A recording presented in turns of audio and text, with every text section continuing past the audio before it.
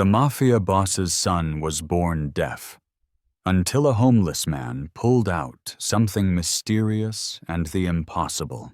The Mafia boss's son lay pale on the marble floor, his small hands twitching, eyes wide with terror.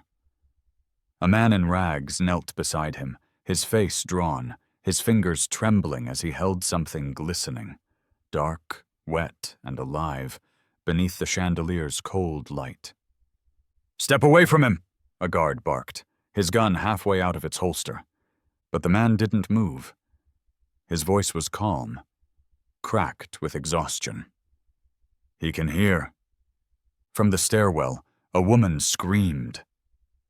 Liora D'Amaro ran across the hall, her silk gown trailing behind her. She fell to her knees, clutching her son's shoulders. "Ilario? Sweetheart, look at me. Look at Mama." The boy blinked, his lips parted, and then for the first time in 9 years, a sound broke from his throat. "Mama!" The room froze. The guards exchanged glances, their weapons lowering. The man in rags, still kneeling, exhaled shakily. In his hand, the thing squirmed once more before going still, a worm-like creature, dark as oil. "What did you do?" Liora whispered, half in terror, half in awe. Before he could answer, heavy footsteps echoed through the corridor. Liora D'Amaro, the man whose name was enough to make entire ports fall silent, stormed into the room. His eyes swept the scene. The trembling stranger, his wife's tears, his son's shaking body. "What happened here?" His voice thundered across the marble. "Who touched my boy?" "Raphael," Liora said softly, her voice breaking. He spoke." "Spoke?" The boss's expression faltered. He looked down at Ilario, who stared back, dazed but alert. "Papa," the boy said, the word fragile and miraculous in the air. The chandelier above flickered. Outside, thunder rolled over the sea cliffs. Raphael's gun slipped from his hand. "That's impossible," he whispered. The homeless man met his gaze. "Not impossible. Just long overdue." For a long, breathless second, no one moved. Then the stranger lowered his hand, revealing the small black creature that had just been pulled from Ilario's ear. Its body twitched once, then stilled. "What is that?" Raphael demanded. "Something that should never have been inside a child," the man said. The room fell silent, save for the sound of the storm outside. Dear reader, this is not a story of science or superstition. It's a story of guilt, grace, and the kind of redemption that crawls out from the shadows of a man's sins. Stay with me, because what happens next will prove that miracles often come from the broken hands we least expect. The D'Amaro mansion was a palace built to intimidate, not to live in. The ceilings stretched like cathedrals, every wall lined with art no one admired, and every step echoed through corridors that smelled faintly of iron and cigar smoke. Servants spoke in whispers, moving carefully as if afraid the walls could hear. In this house, silence was not peace. It was command. At the center of it all was Liora D'Amaro, a man both feared and pitied across Catania's coast. He had built an empire from blood and loyalty, and no one ever saw him smile except his son. Yet even that small joy was haunted. Ilario was born without hearing. Doctors called it congenital nerve deafness. To Raphael, it was divine punishment. He sent specialists from Zurich, surgeons from Milan, healers from Rome. Every promise failed, and each failure carved a deeper shadow into his face. The boy grew up in stillness, learning to read lips, tracing his mother's words with his eyes. He never laughed, but sometimes he watched storms from the glass balcony, lightning flashing across his reflection. The thunder came, but he could never hear it.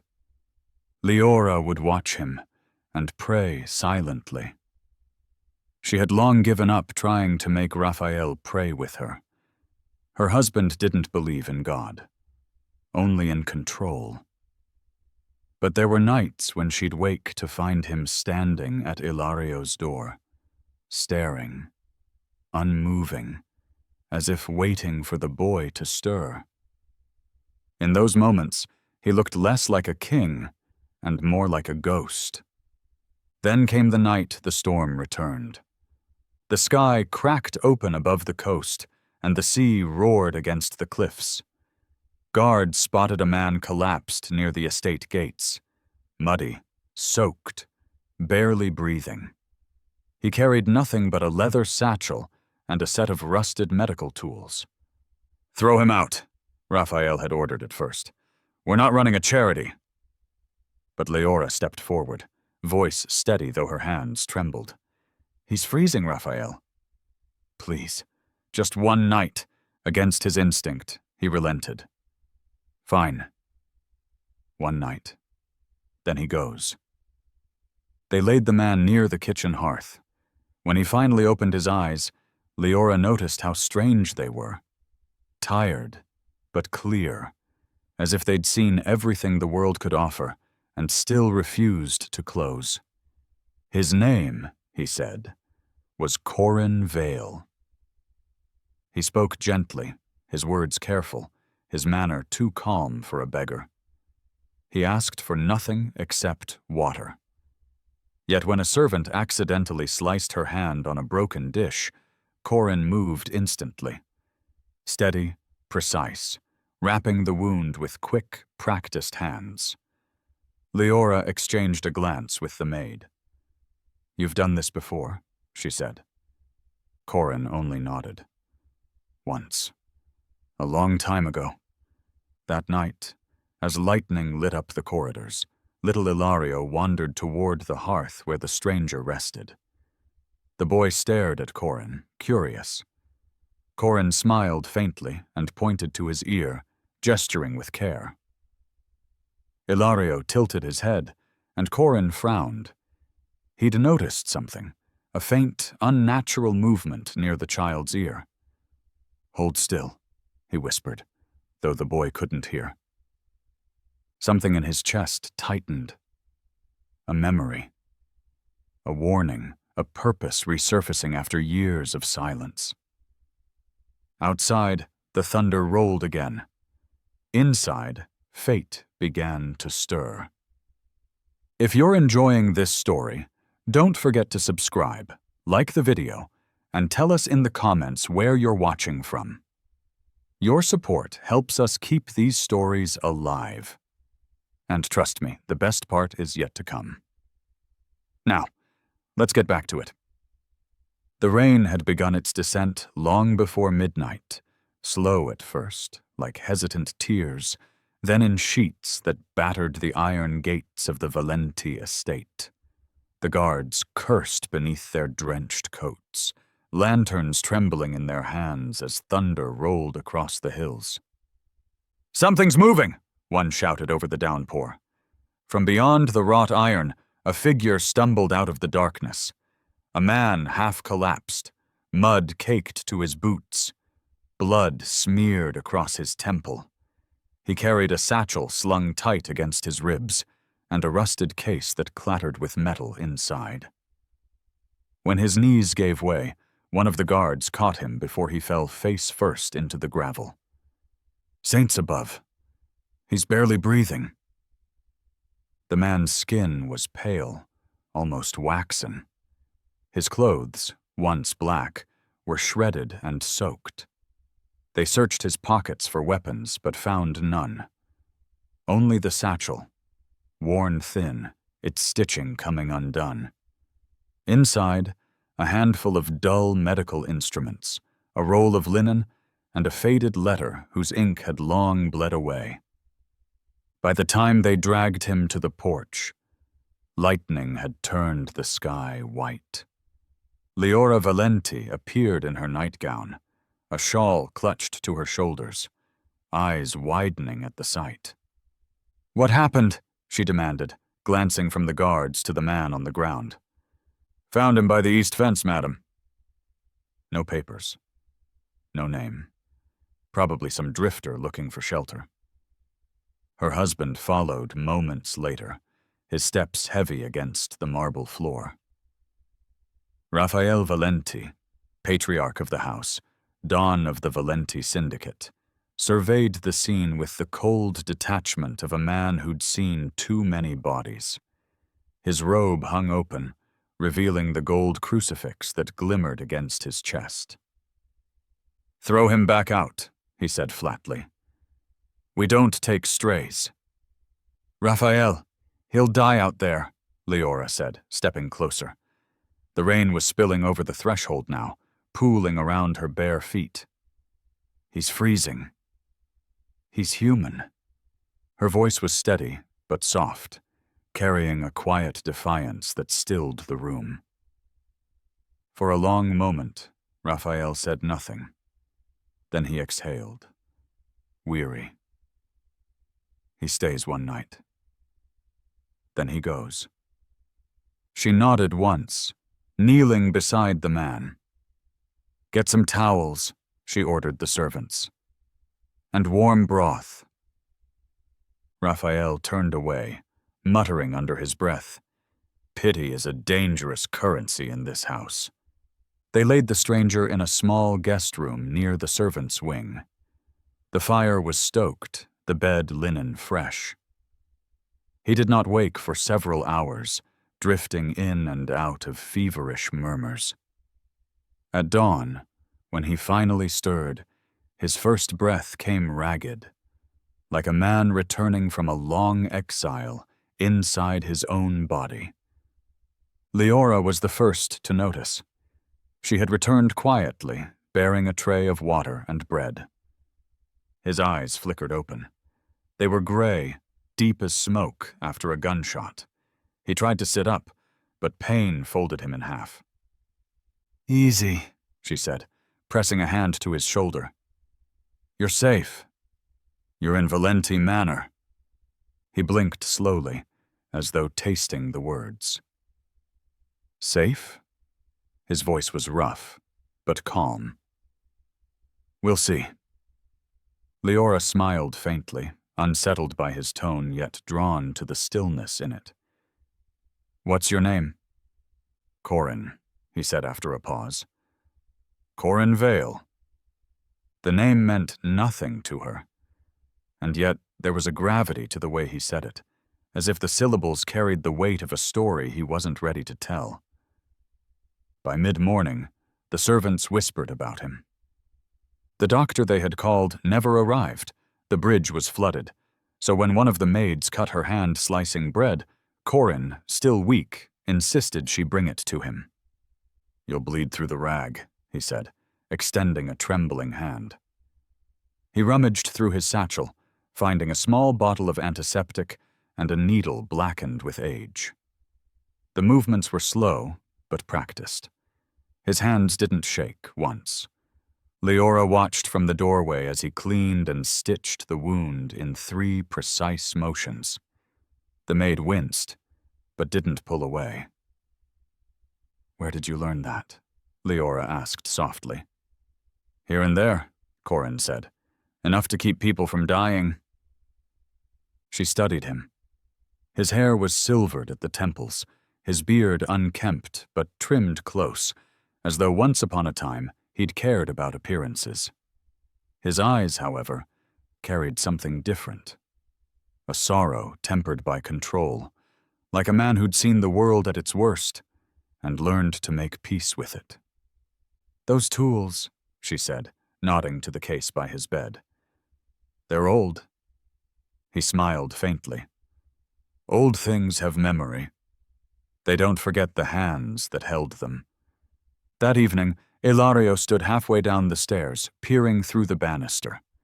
The boy had been restless all day, refusing his tutor's lessons.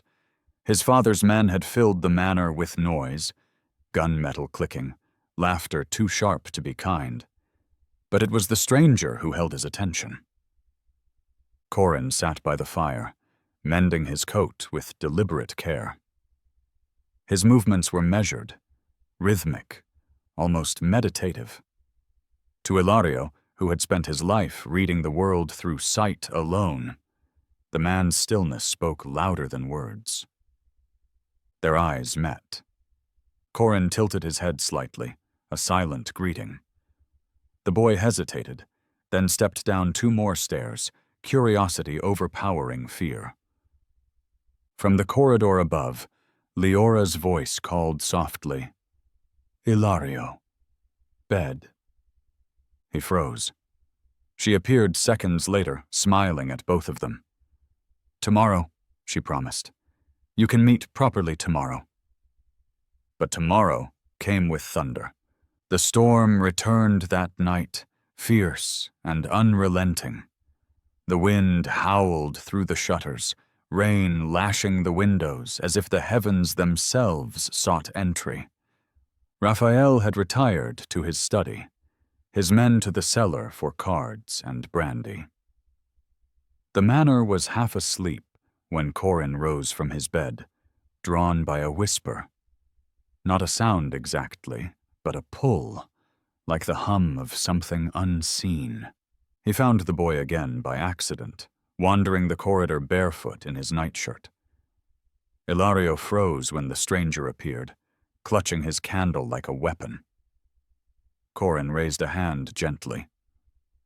"It's all right," he said. "Couldn't sleep either?" The boy stared, unblinking. Then, after a moment, he nodded. They stood in silence, the candle's flame trembling between them.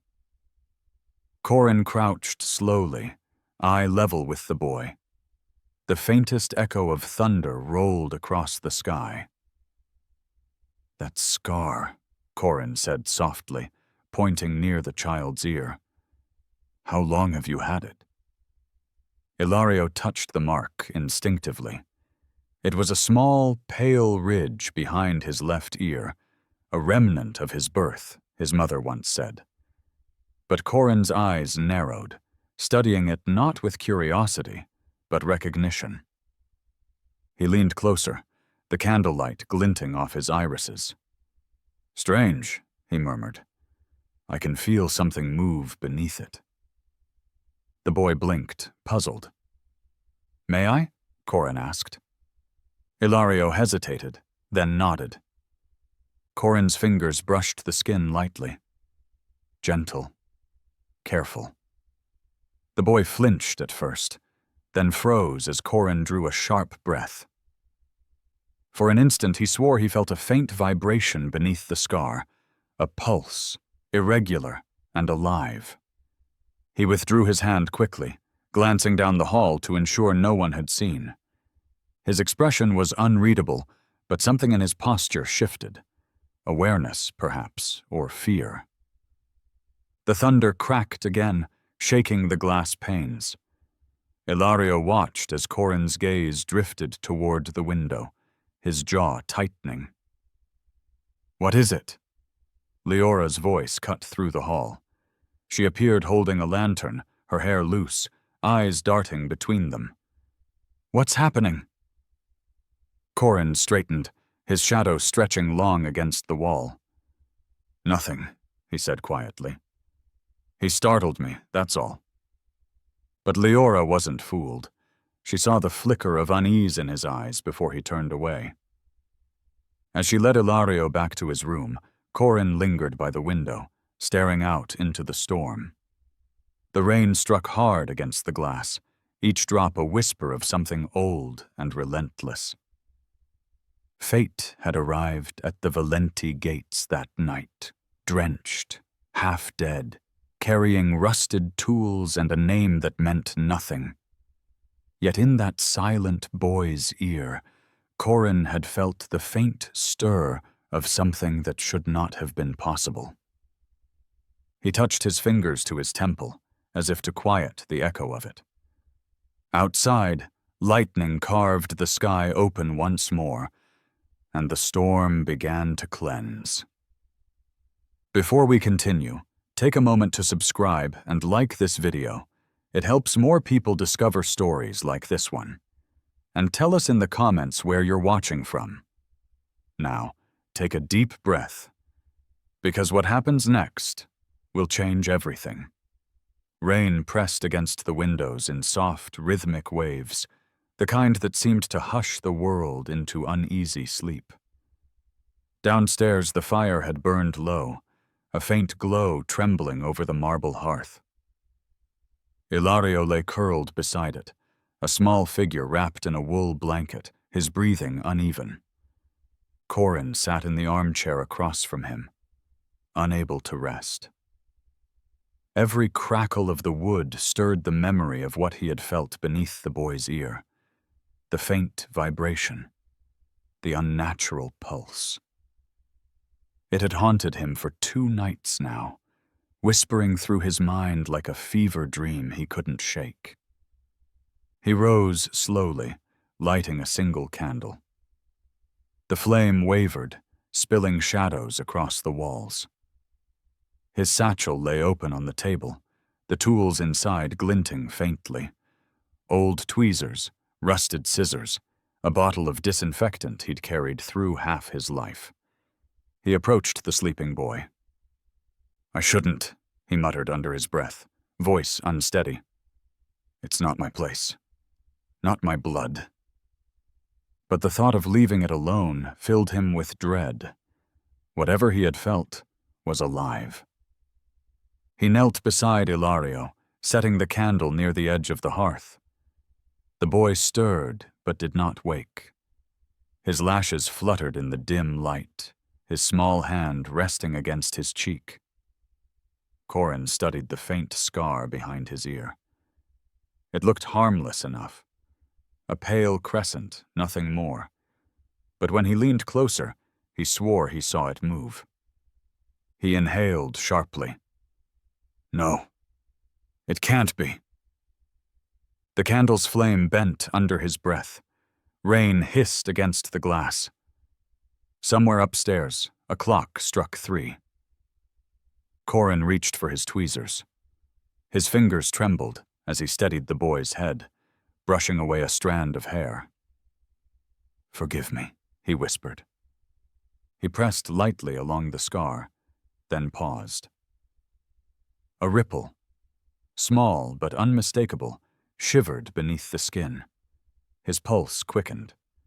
With the care of a man dismantling a bomb, he slipped the tip of the tweezers beneath the raised edge. For a heartbeat, nothing happened. Then the skin parted slightly, and something wet and black glistened beneath. Corin's breath caught. Dear God. He worked quickly, drawing the object closer to the surface. The thing resisted, curling away, alive and frantic. A thin trickle of blood slid down the boy's neck. Ilario whimpered in his sleep. Corin gritted his teeth. "Almost there." The tweezers clinked softly. Then, with a sudden, awful slickness, the parasite slid free. Long, dark, glistening, twitching like a shadow come to life. At that exact moment, Ilario's body jerked upright. His eyes flew open. For the first time in his life, sound tore through him. A cry, raw, terrified, piercing. "Mama!" The word split the silence like lightning. The cry echoed through the manor, bouncing off stone and glass. In the kitchen, plates shattered. Upstairs, doors slammed open. Footsteps thundered down the stairs. Corin stumbled backward, still clutching the tweezers. The parasite writhed in the grip of the metal, its slick body curling and snapping like it was searching for another host. Ilario's scream rose again, louder, desperate. He clutched his mother's arm as she came running from the hall, her face pale, hair loose around her shoulders. "Ilario." Her voice broke on his name. "Ilario." He turned to her, eyes wide and wet, and cried again, Mama! The sound was jagged, beautiful, human. Leora's legs gave out beneath her. She sank to the floor, tears spilling down her face as she gathered him into her arms. "Oh my God! Oh my sweet boy!" The noise drew others. Servants crowded the doorway, whispering, crossing themselves. And then Raphael arrived, gun in hand, rage and confusion burning in his eyes. "What the hell is happening?" he roared. Corin froze, one knee on the floor, breath ragged, the candle guttering beside him. In his hand, held under the trembling chandelier light, the parasite writhed. A grotesque worm slick with blood, twitching between the metal tips. Raphael's gun snapped up. "What have you done to my son?" Liora screamed, shielding Ilario. "No!" He helped him. But Raphael didn't move. The sight of the parasite stopped him cold. The room smelled of rain and iron and fear. Corin spoke first, his voice hoarse. "It was in him, behind his ear. Feeding, maybe blocking the nerves. I don't know how long it's been there." The gun wavered. Raphael's hand trembled. He looked from the creature to his son who now sobbed and clung to Leora's gown, whispering a word he had never heard spoken from those lips before. "Papa?" The sound was small, uncertain, but it was a sound. The silence that followed was unbearable. Every breath in the room seemed to hold its own disbelief. The servants stared as if watching the dead rise. Liora pressed her forehead to Ilario's hair, weeping openly. Raphael's gun lowered slowly. His lips parted, but no words came. For the first time in years, his composure, his armor, fractured. He took a step forward, then another, until he stood over them. Ilario lifted his face, eyes shining. "Papa," he said again, softer this time, as if testing the word on his tongue. Raphael's hand shook violently. The gun clattered to the floor. He fell to his knees. The chandelier light caught the tears on his face as he reached out, hesitant, touching his son's cheek, as though he were something fragile and new. "My boy!" Leora's sobs broke into laughter. Corin stood frozen, staring at the thing in his hand, the parasite twitching weakly under the light. He wrapped it quickly in cloth and dropped it into a metal tin, sealing it shut. Outside, the rain began to ease. For a long moment, the only sound was the boy's uneven breathing and the soft crackle of the dying fire. Raphael looked up, his voice unsteady. "How did you know?" Corin swallowed hard. "I didn't. I just felt something that shouldn't have been there." He looked at the tin in his hand, as if the writhing inside it whispered secrets meant for no one. "Whatever this is, it wasn't born of sickness. It was placed." Raphael's eyes darkened. "Placed?" Corin nodded. "Someone did this to him." Liora stiffened, her hand tightening around Ilario. "Why would anyone—" Thunder rumbled faintly beyond the hills, a last echo of the storm. Corin looked toward the window, where dawn was beginning to color the horizon with pale gold. "That," he said quietly, "is the question I intend to answer." Raphael stared at him for a long time. This stranger with the gray beard, the gentle eyes, and the blood-stained hands. Then, finally, he whispered, "You saved him." Corin shook his head. "No, Mr. Valenti. Something greater than me saved him. I only uncovered what was hidden." He turned away, as Ilario began to speak again, the boy's words halting, uncertain, beautiful. Each sound was a miracle in motion, trembling in the air like the first notes of a forgotten song. And in the silence that followed, something within the mansion shifted, something unseen, as if the walls themselves exhaled after years of holding their breath. The impossible had happened. Not through power, not through wealth or blood or vengeance, but through a moment of mercy born from ruin. A broken man had knelt before a broken child, and the world, for one fleeting heartbeat, had remembered how to heal. The sound of the boy's laughter filled the house like a foreign song, warm, delicate, alive. For a heartbeat, even the storm outside seemed to pause and listen. But for Rafael Valenti, standing at the center of the marble hall with his pistol still trembling in his hand, that laughter didn't sound like joy. It sounded like mockery, like something unnatural had taken root in his home. He turned on Corin. The candlelight sharpened the fury in his eyes.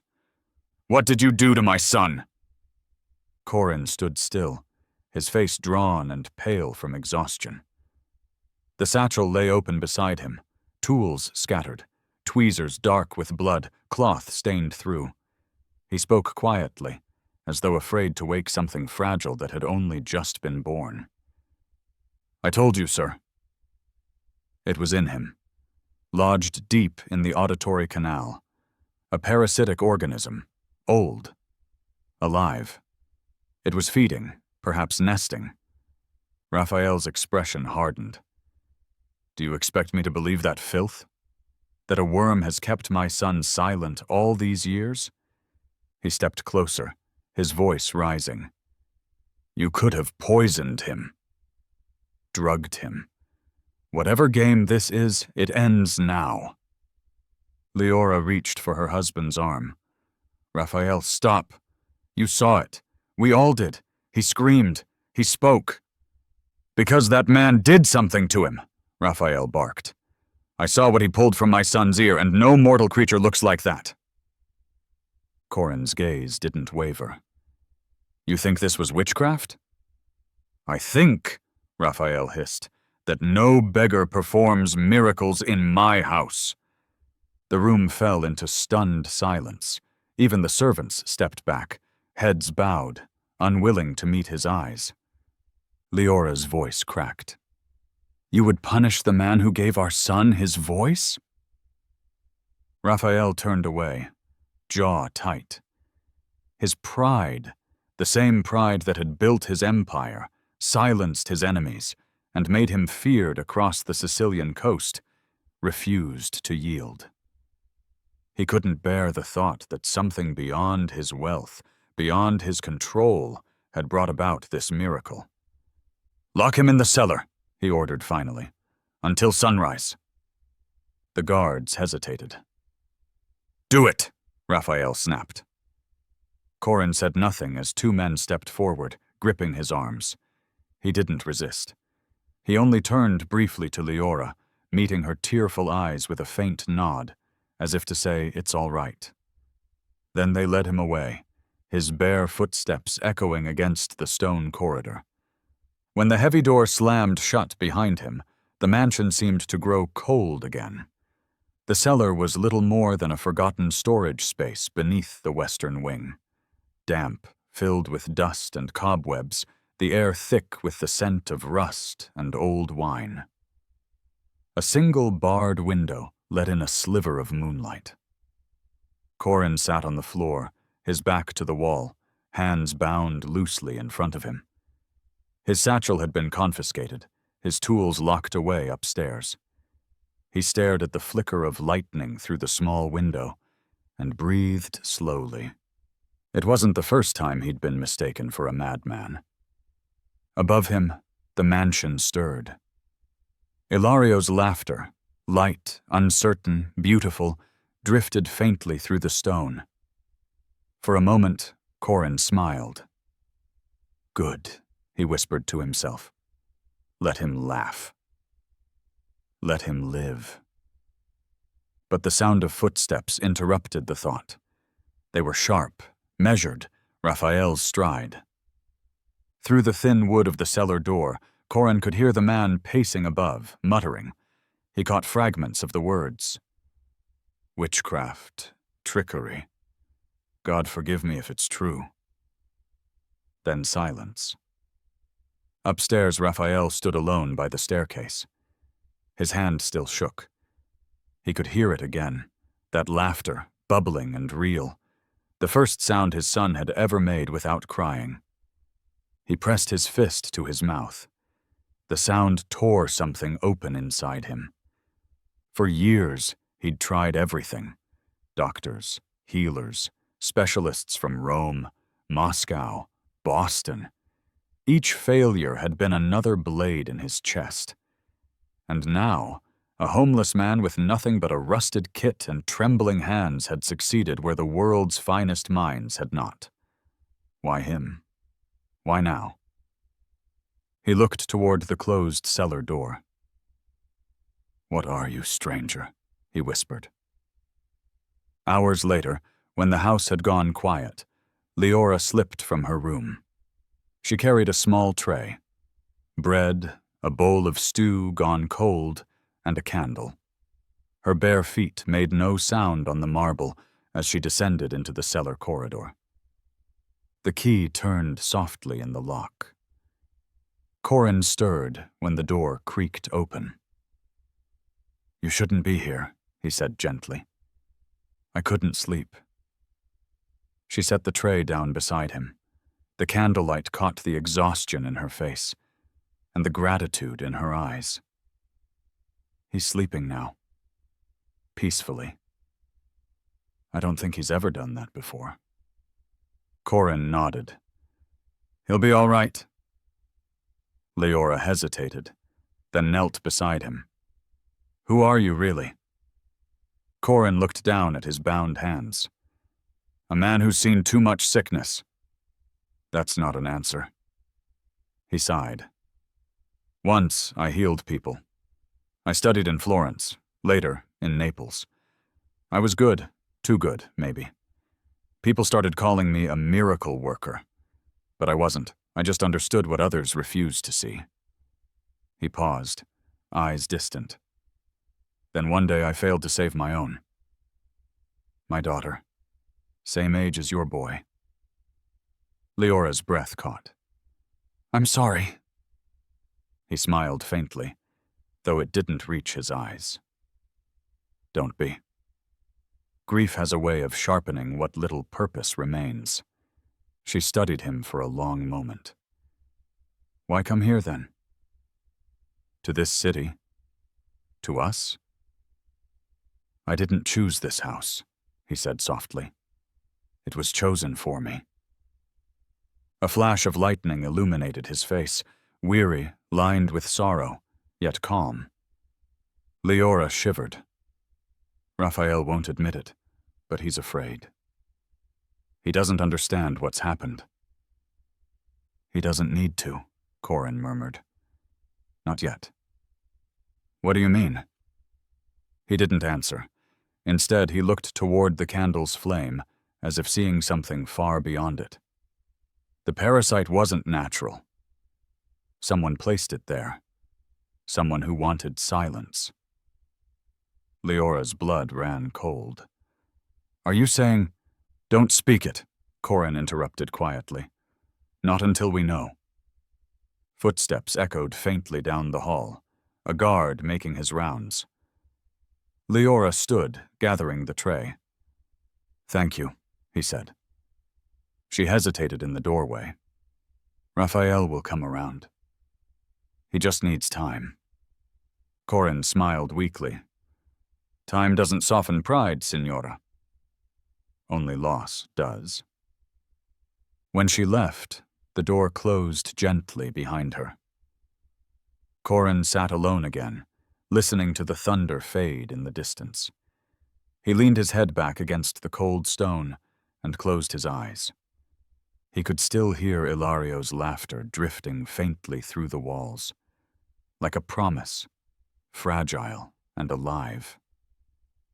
But beneath it, somewhere deeper in the mansion, he thought he heard something else. A sound no one else noticed, a faint clicking, mechanical and deliberate, echoing from the vents. His eyes snapped open. Whatever had been placed in the boy, whatever hand had done it, was still watching. Rain battered the D'Amaro estate for the third night in a row. It came down in sheets, washing over the old stone gargoyles and the ivy that crawled like veins across the mansion's facade. Inside, Raphael sat alone in his study, the lamplight burning low, his glass of whiskey untouched. On his desk lay the parasite, sealed inside a small glass jar, still coiled like a curse. Across from him, his lieutenants waited uneasily. Lorenzo, his most trusted man, finally spoke. "You wanted answers." "We found them." Raphael's head lifted slowly. "Speak." Lorenzo exchanged a wary glance with another guard before sliding a stack of papers across the desk. Corin was right. We traced his claims, every detail. Dr. Matteo Rosso, your son's physician since birth, he wasn't just careless, he was bought. Raphael's jaw tightened. By who? The Mancini Syndicate. The name fell like thunder. Even the guards shifted in place. Lorenzo went on, voice low. We found correspondence between Rosso and Vittorio Mancini's men. Bank payments routed through a clinic in Palermo. He was ordered to ensure your bloodline would never rise again, that the D'Amaro legacy would die with your son. For a moment, no one breathed. Raphael leaned forward, the leather of his chair creaking. Ensure? How? Lorenzo hesitated, then opened another folder. Old medical reports, hospital notes from the day of Ilario's birth. Rosso performed an unsanctioned corrective procedure. He claimed it was to ease complications during delivery. But according to Corin's analysis, something else was done. A foreign organism was placed deep in the auditory canal, alive. The room fell silent, except for the ticking of the clock and the rain on glass. Raphael whispered, almost to himself, "He planted that thing inside my son?" Lorenzo nodded grimly. "Yes, and not by mistake. Corin said it was engineered, a microorganism created for illegal neurological experiments, designed to suppress auditory and cognitive function. We confirmed with a contact in Naples, one of Mancini's old biotech investors." Raphael's hands trembled. Then, with sudden violence, he slammed his fist onto the desk, sending papers scattering. "Get me Rosso." By morning, the rain had slowed to a dull drizzle. A black car tore through the narrow streets of Palermo, stopping in front of a pristine clinic with golden letters. Dr. Matteo Rosso, private medical practice. Raphael stepped out, coat whipping in the wind, flanked by two men with cold eyes and colder guns. He didn't knock. He kicked the door open. Inside, patients screamed and scattered. Rosso looked up from behind his desk, startled, his spectacles slipping down his nose. "Raphael, what is this madness?" Raphael's answer came with his fist. It crashed against Rosso's jaw, sending him sprawling across the floor. Blood spattered the white tile. "You touched my son," Raphael hissed, grabbing him by the collar. "You crippled him. You made him deaf. You stole his voice." "Raphael, listen to me!" Rosso coughed, spitting blood. It wasn't me. I was under orders." Raphael's eyes burned. "From Mancini." Rosso froze. That silence was all the confirmation Raphael needed. He threw the doctor against the wall, medical instruments clattering to the floor. You sold my family's name for what? Money? Power? Rosso's voice broke. You don't understand. They said they'd kill my wife, my children. Vittorio wanted your air broken. It wasn't personal. Not personal, Raphael roared. You mutilated my blood. He raised his gun, pressing it against Rosso's temple. The barrel quivered in his grip, the hammer half-cocked. Behind him, his men stood still. No one dared speak. Do it, and you're no different than him, a voice said quietly from the doorway. Raphael turned. Corin stood there, drenched from the rain, his satchel slung over his shoulder. His gray beard dripped, his calm unshaken despite the gun aimed inches from Rosso's skull. What are you doing here? Raphael growled. I came because I knew this would happen, Corin said. Because I've seen men mistake vengeance for justice and lose both. Raphael's hand trembled. He hurt my boy. Yes, Corin said softly. But your boy still lives. Still laughs. Still calls you Papa. You'd trade that sound for blood? The gun wavered. Raphael's breath came ragged. Behind him, Rosso whimpered, clutching his face. You think mercy will cleanse me? Raphael muttered. No, Corin said, but it will keep your son from inheriting your sins. That struck something deep. For a moment, the room was just rain and silence. Then Raphael lowered the gun. It clattered onto the tiles, echoing like thunder. He looked at Rosso one last time, his face pale, swollen, trembling. Lock him up, Raphael ordered, voice hoarse. No court. No police. He stays in the old wine cellar until I decide what to do. Corin said nothing. He only watched as Rosso was dragged away, the doctor's pleas fading down the hall. That night, the mansion was eerily still. Liora sat by Ilario's bed, running her fingers through his hair while he slept. For the first time in years, the boy's dreams seemed peaceful. His lips curved faintly as though the laughter from the day still lingered in his chest. Raphael stood in the doorway, the weight of the day pressing on him like a mountain. Liora looked up. You found him, didn't you? I did, Raphael said quietly. And? He'll live? She nodded, not surprised. Her gaze drifted towards the candlelight flickering on Ilario's face. He's been asking for you. Keep saying your name. Raphael's throat tightened. He stepped closer, kneeling beside the bed. Ilario stirred, eyes fluttering open. Papa, he whispered, his voice small, but sure. Raphael swallowed hard. I'm here, figlio mio. The boy smiled sleepily and reached for his hand. Raphael held it, and something in him, something long dead, stirred back to life. Later, Raphael found Corin in the courtyard, sitting beneath the stone archway as rain misted the garden. You were right, Raphael said, approaching slowly. Rosso worked for Mancini. He used my son as leverage, as revenge. Corin didn't look surprised. Men like Mancini rarely strike with bullets first. They strike where it hurts longer. Raphael's gaze darkened. I almost killed him. Corin turned to him then, his eyes reflecting the dim lantern light. But you didn't. Raphael exhaled, his breath fogging the cold air. You knew it wasn't some divine act.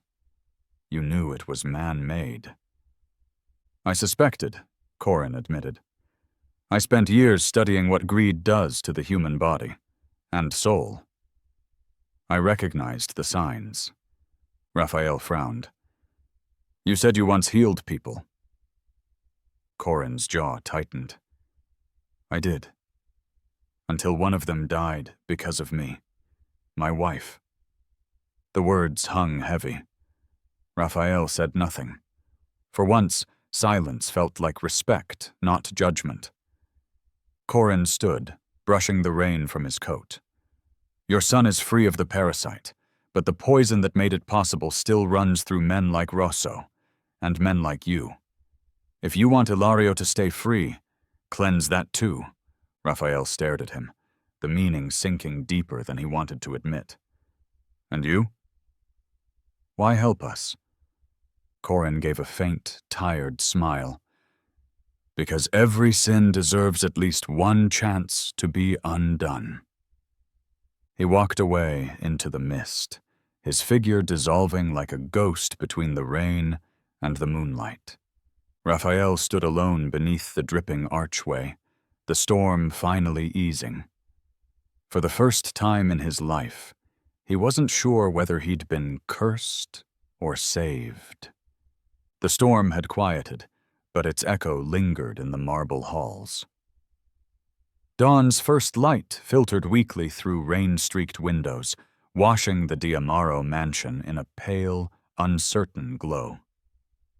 Guards stood outside the cellar door where Corin was kept, unaware that before the day ended, every lie buried beneath that roof would claw its way to the surface.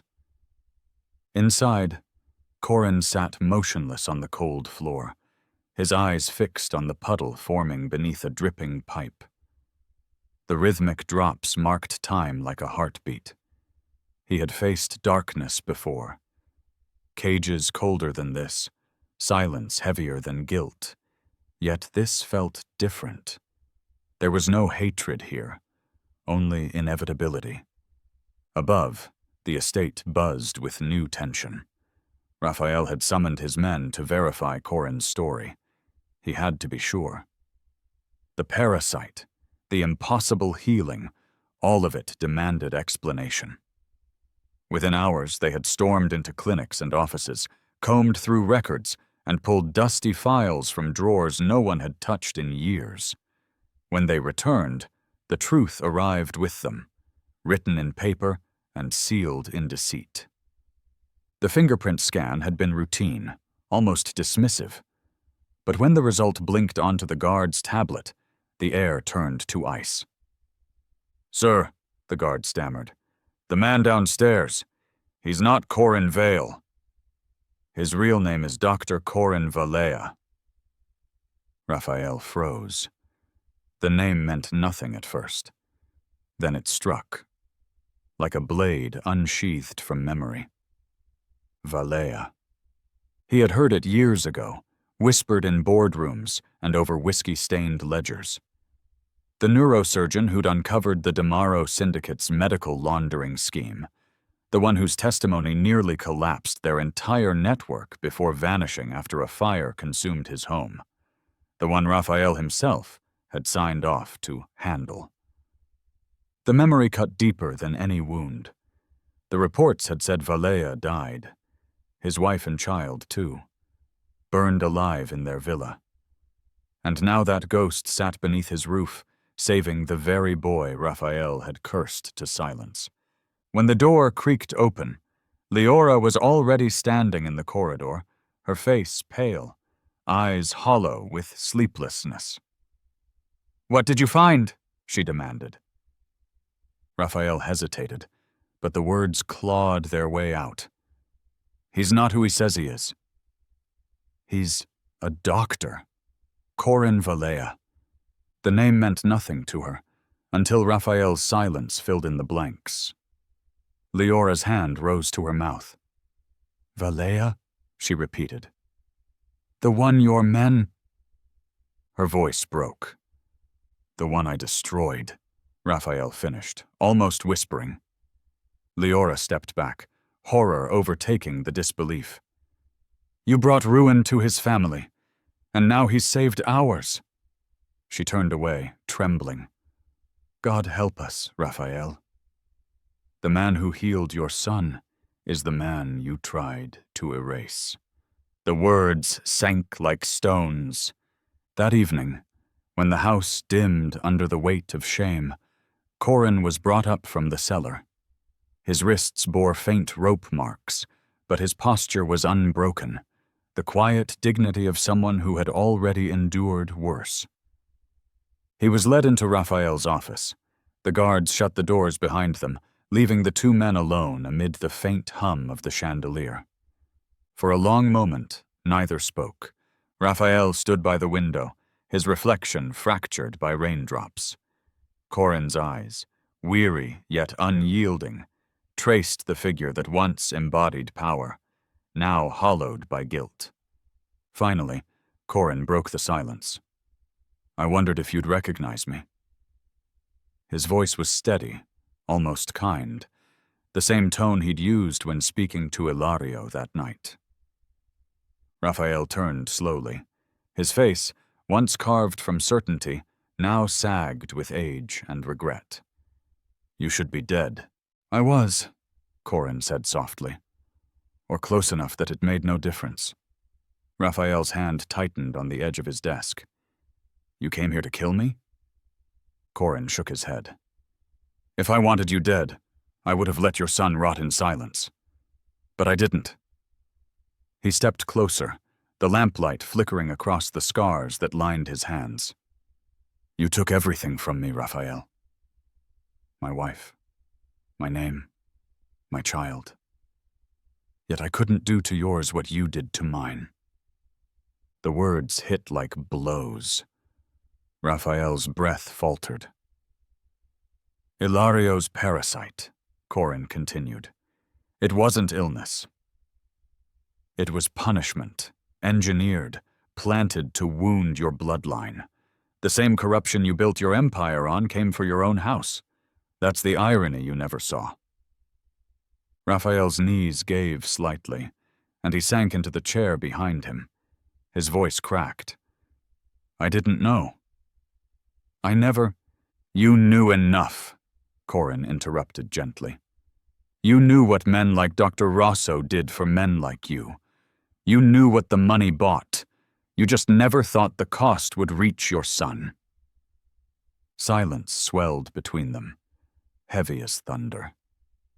Outside, wind rattled the shutters, as if the storm hadn't quite left. Liora appeared at the door, watching the scene unfold. "He deserves the truth," she said quietly. "So do you." Corin's gaze softened. "The truth is simple. I was a doctor once, one who believed he could fix what power corrupted. But when I tried, you burned my world to ashes." He took a slow breath. "And still, when I saw your boy, deaf, afraid, voiceless, I couldn't turn away. Because once I had a son like him." Raphael's eyes lifted, the first glimmer of humanity in them since the night of the miracle. "You had a son?" Corin nodded. "He was 5. He loved to draw rain on windows. The night your men came, he hid under the table with his crayons." His voice broke for the first time. "He didn't make it out." The silence that followed was unbearable. Raphael's hand trembled against the desk, his eyes wet, though he refused to blink. "Corin, Don't," Corin said, not harshly, but final. "There's nothing you can say that can change what's done. But there is something you can still do." Raphael looked up. "Stop this," Corin said. "The violence, the trades, the rot that eats through everything you touch. If not for me, then for Ilario. Don't let him inherit your ghosts." Raphael's throat worked soundlessly. Outside, dawn began to press through the clouds, painting the wet glass gold. "I don't know if redemption exists," Raphael murmured, his voice barely audible. "But if it does, maybe it began the night you walked through my gate." Corin turned toward the door, his expression unreadable. "No," he said quietly. It began the night your son spoke your name. He stepped into the corridor, where Liora waited, her eyes glistening. For a moment she reached for his arm, as if to thank him, but words failed her. Corin only nodded, the faintest trace of sorrow and peace mingling in his face. Behind them, in the grand, empty office, Liora D'Amaro sat motionless, a man stripped of power, staring at his trembling hands, the same hands that had destroyed and now might yet restore. And from upstairs, like the echo of salvation itself, came the sound of Ilario's laughter, bright, pure, and impossibly alive. The night was too quiet. Even the wind seemed to hold its breath. In the dim light of the D'Amaro estate, the world felt suspended, as if it knew the peace was only a prelude. Raphael sat in his study, staring at the map spread across his desk, a network of territories, debts, and enemies, now bleeding red with betrayal. Word had spread faster than he imagined. His son could hear. His house had turned inward. And somewhere in the shadows of the city, the Mancini family sharpened their knives. Liora stood at the window, arms wrapped around herself. "They won't forgive this," she whispered. "You exposed them. You defied your oath." "I broke the only oath worth breaking," Raphael said, his voice a low growl. "The one that kept me blind." There was a knock. One of his men stepped in, pale, breathless. "Boss, we've got word." Mancini's crew is moving. Trucks, 5, maybe 6. They're heading south, toward us. Liora turned sharply. "Now?" Raphael nodded grimly. "Now." He rose, every movement heavy with purpose. "Take her and Ilario to the safe house," he ordered. "No arguments." Liora hesitated. "And you?" "I'll follow," he lied. But both of them knew he wouldn't.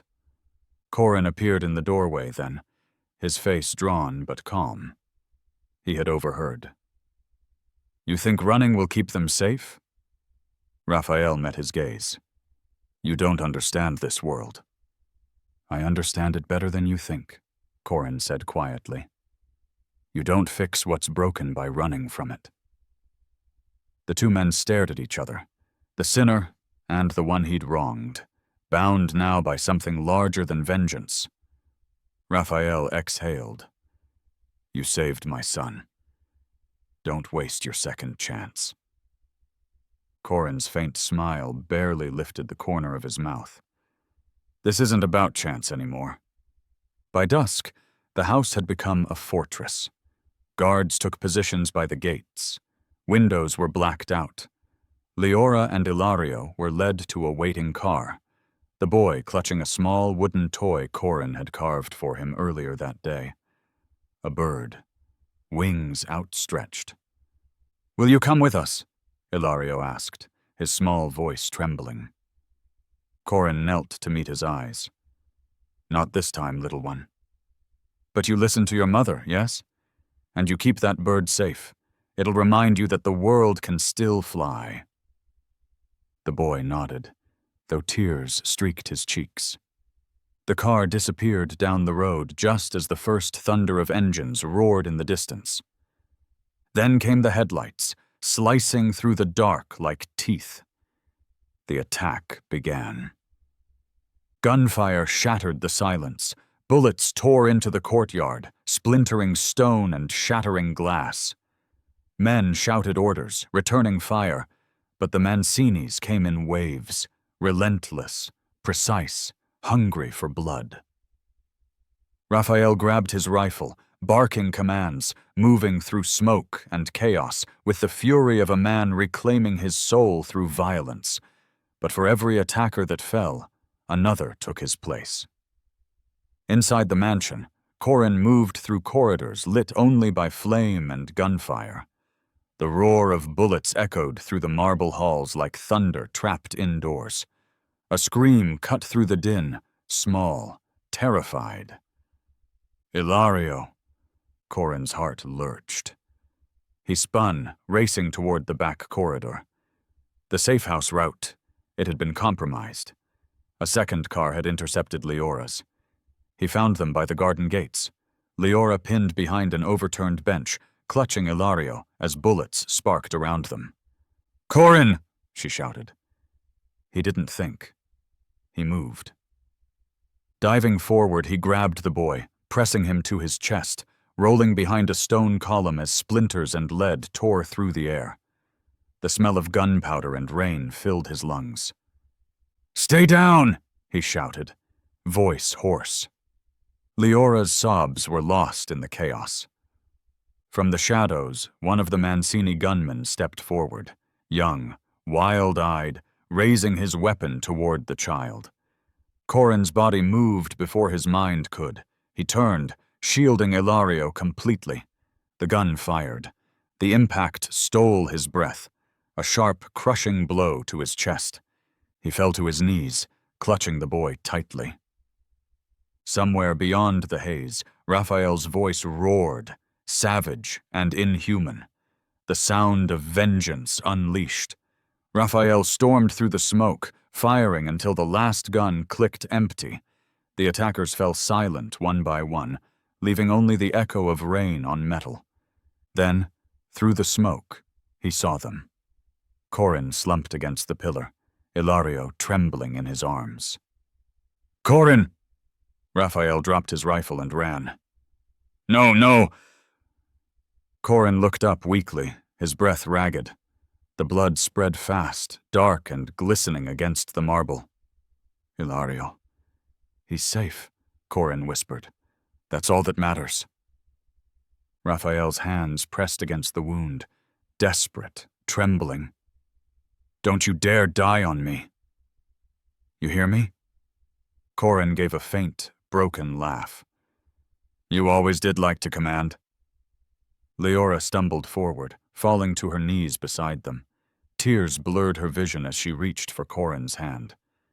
"You saved him," she sobbed. "You saved our son!"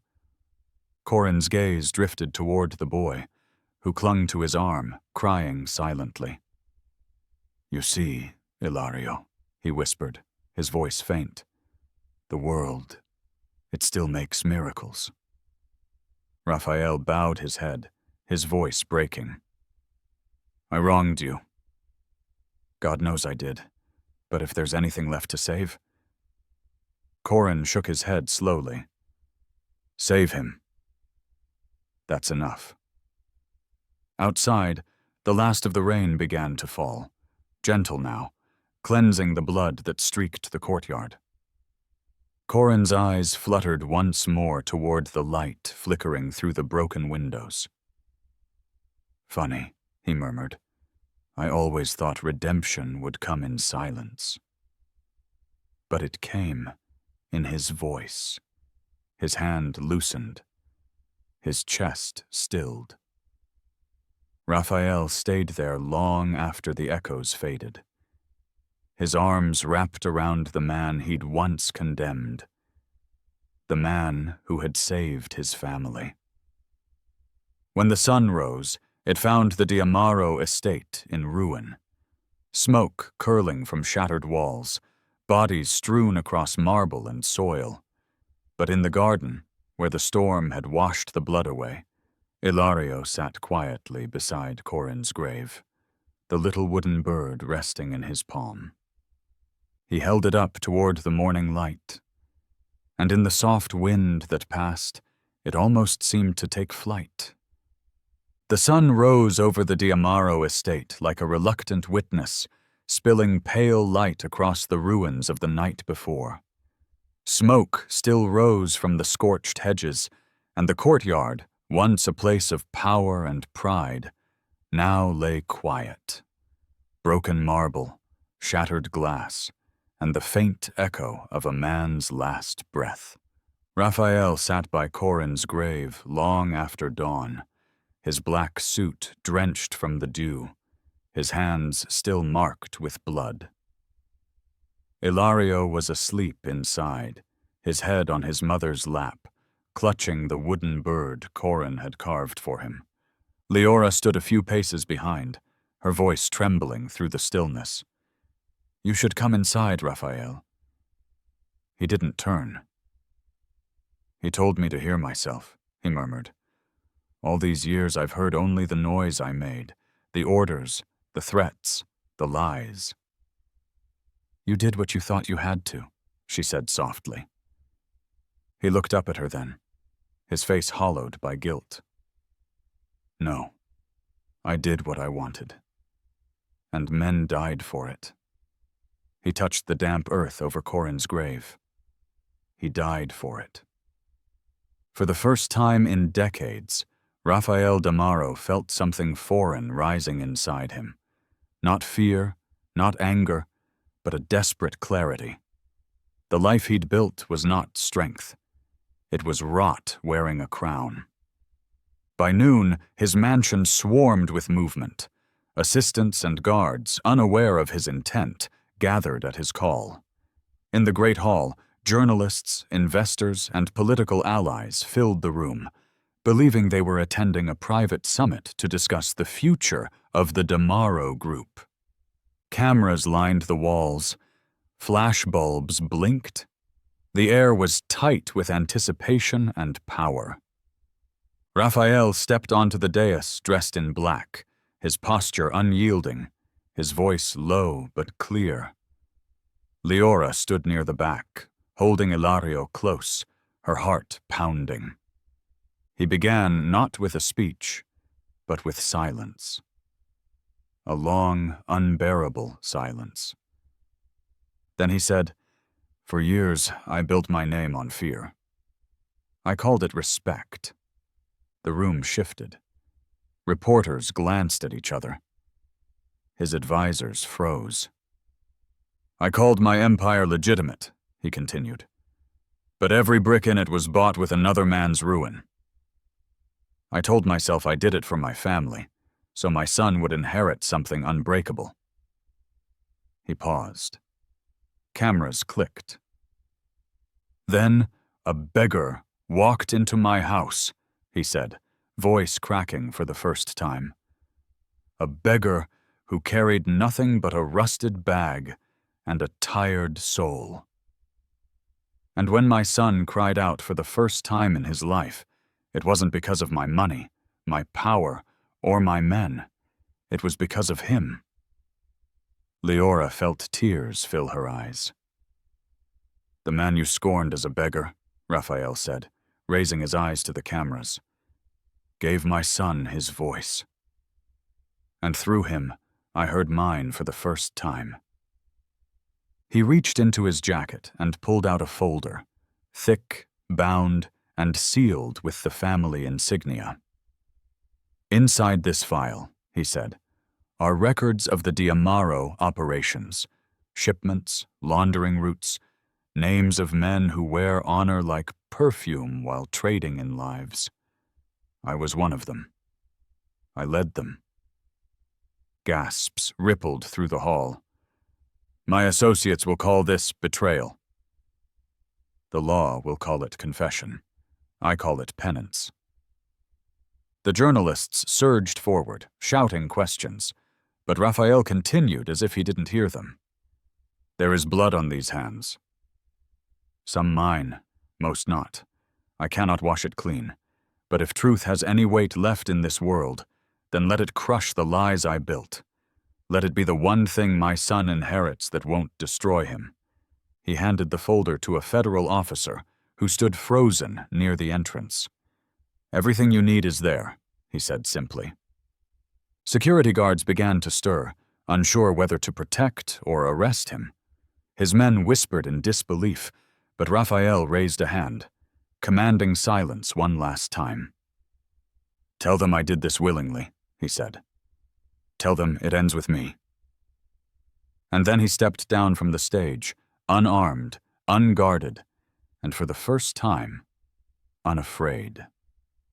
The officer approached, cuffs in hand. "Liora D'Amaro, you're under arrest." "I know," he interrupted softly, offering his wrists. The metal closed around them with a sound sharper than any gunshot he'd ever heard. Flashbulbs exploded, reporters shouted. But through the chaos, Raphael only looked toward Liora. She stood trembling, tears cutting down her cheeks. For a moment, their eyes met across the room. He gave her a faint, almost serene smile. When the officers led him away, she whispered to herself, "For once, he did something right."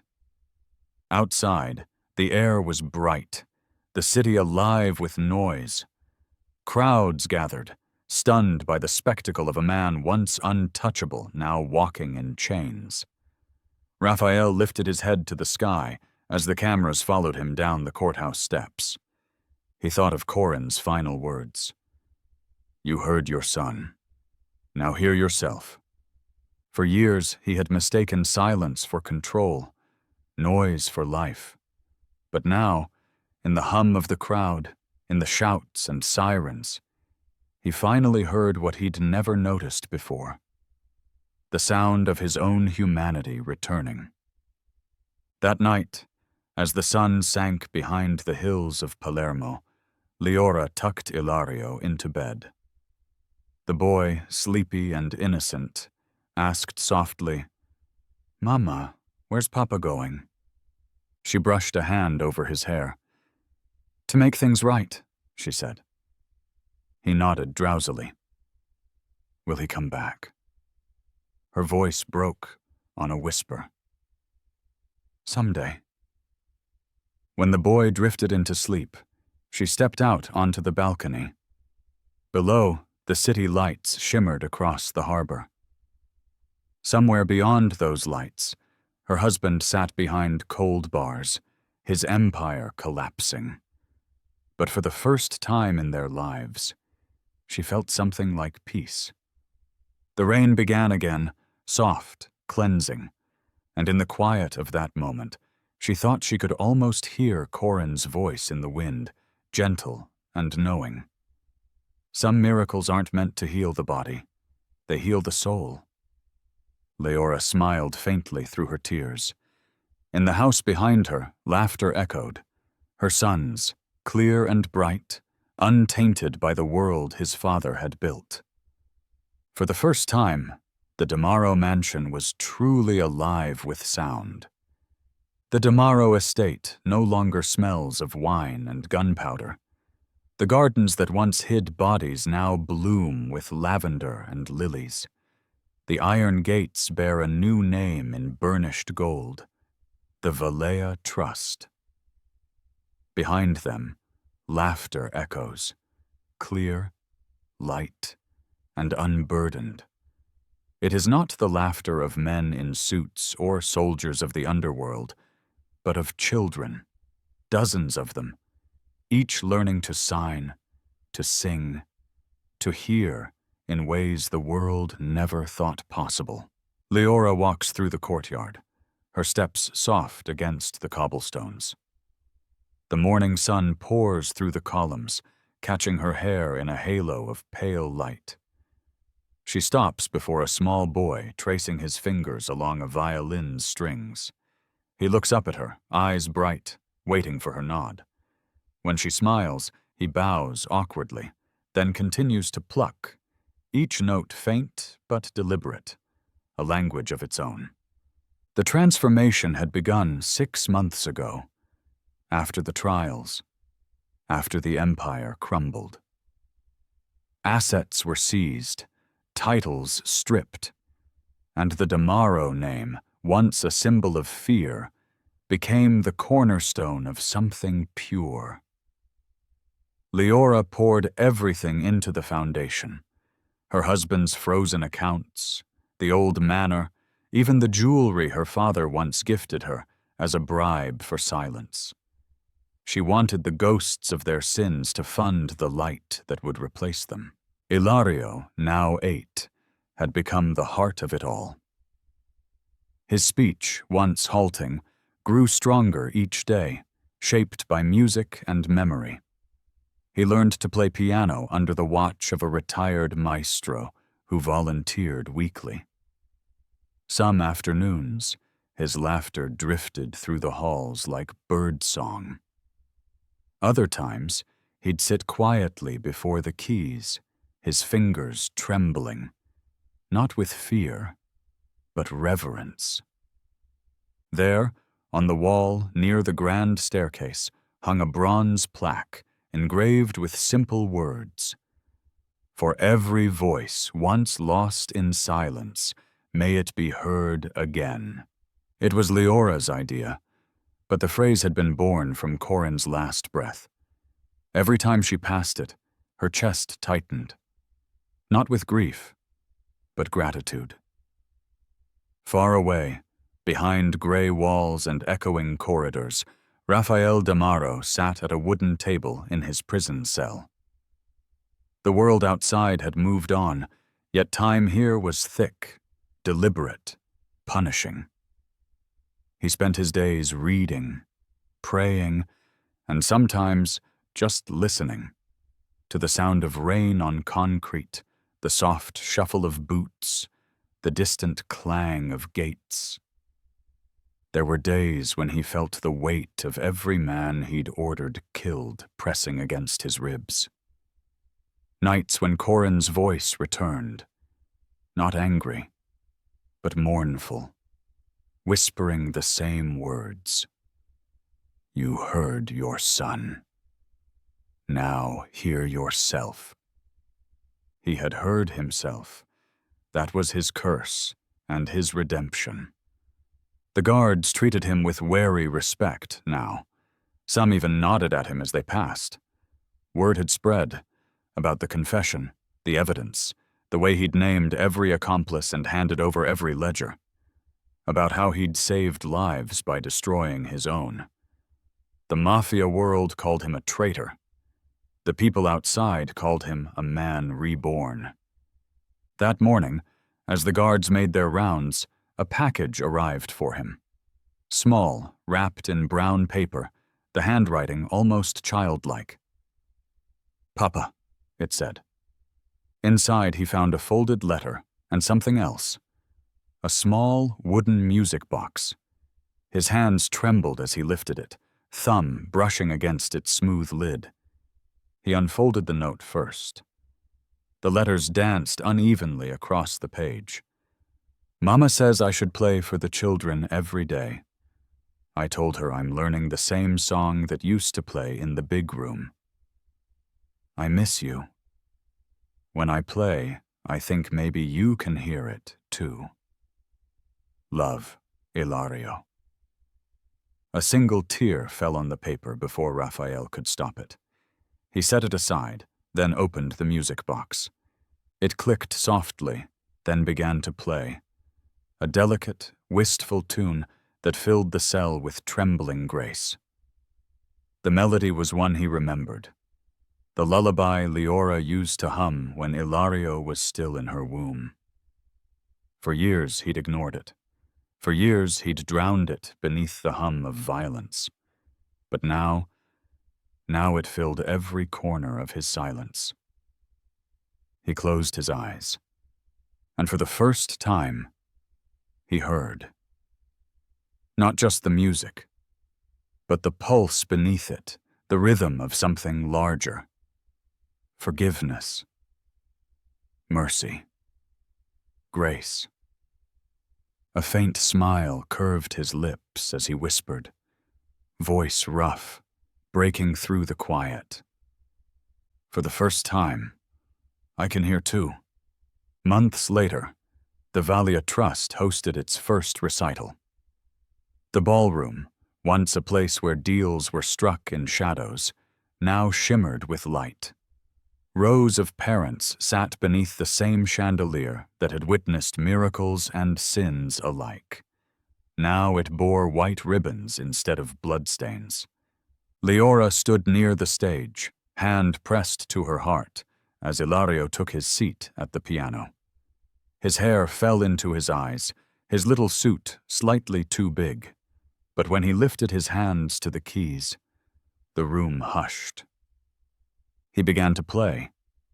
The melody was simple, soft and trembling at first, then steady, blooming into something almost holy. The same tune from the music box, but fuller, richer. The audience closed their eyes, swaying gently.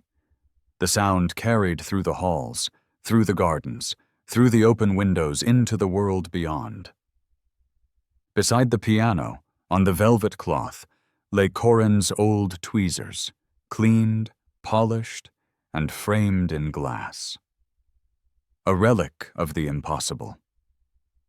A reminder that salvation sometimes comes from the most unlikely hands. When Ilario struck the final note, silence lingered, not empty, but sacred. Then the applause came, rising like a tide. Liora wept openly, unashamed. She looked toward the chandelier, toward the faint reflection of her son in its crystal facets, and for a moment she could almost see Raphael there, smiling, listening, forgiven. Outside, the evening wind carried the sound of piano notes down the hillside, across the river, through the streets where the D'Amaro name had once inspired fear. Now it inspired something else. Hope. And in a small, dim prison cell, a man closed his eyes as the faint echo of that same melody reached his dreams. The sound of grace,